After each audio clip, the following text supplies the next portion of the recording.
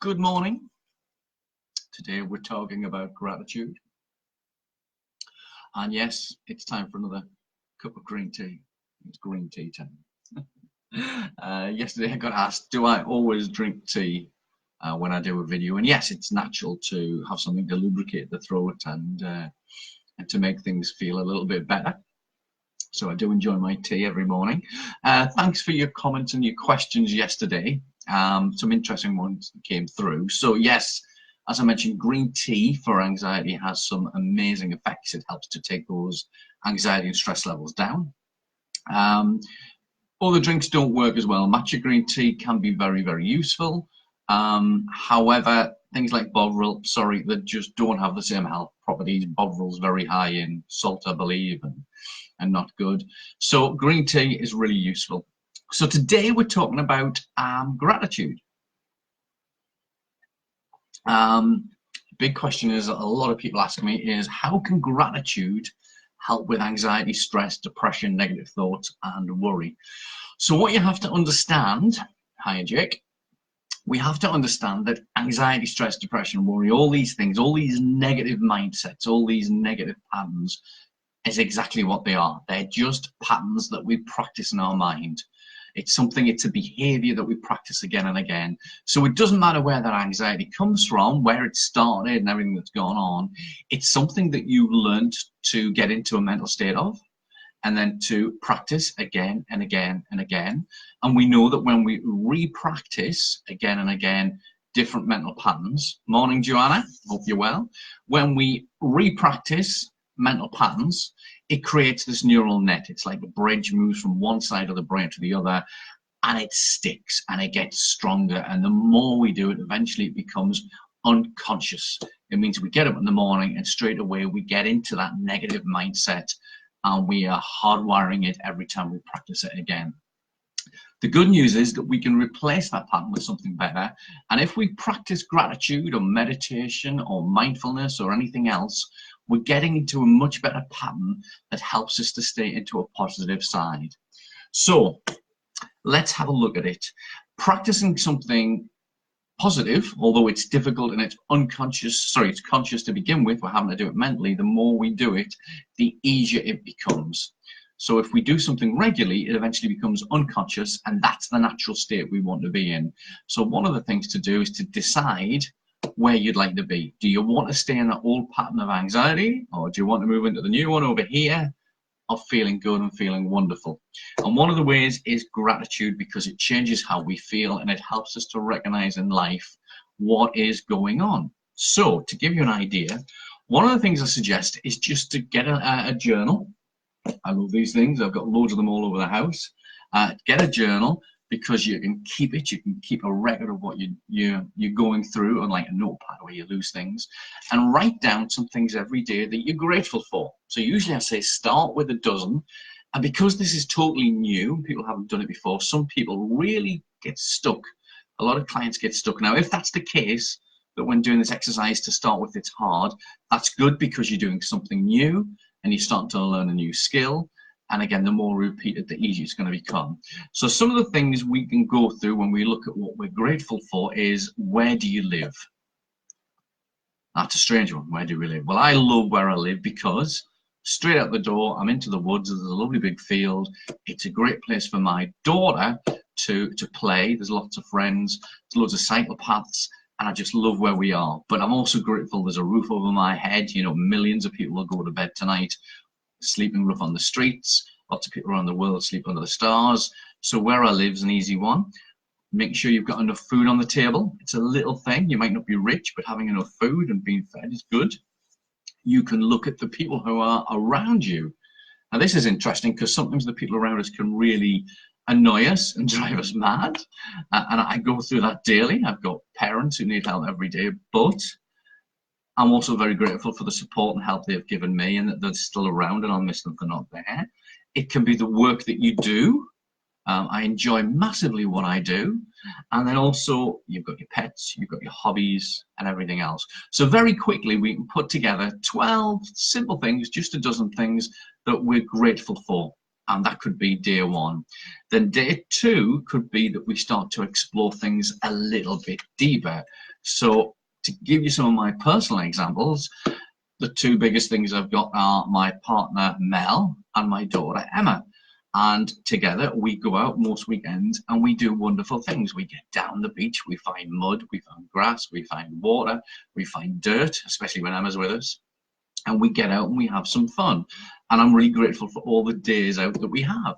If the weather's not so good, excuse me, if the weather's not so good, we love to spend time in playing games. We like to be creative. We do arty, crafty type things. My daughter, for example, loves to make me pictures. There you go. There's one she made me just the other day. And she also did something on the side saying, I love my dad.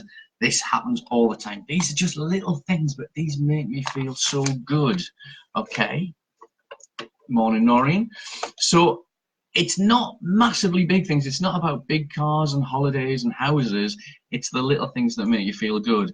So day two, we can go in and start digging in and looking at those things and digging into deeper. So a lovely one I got last night was I made a nice winter tea, made lovely food.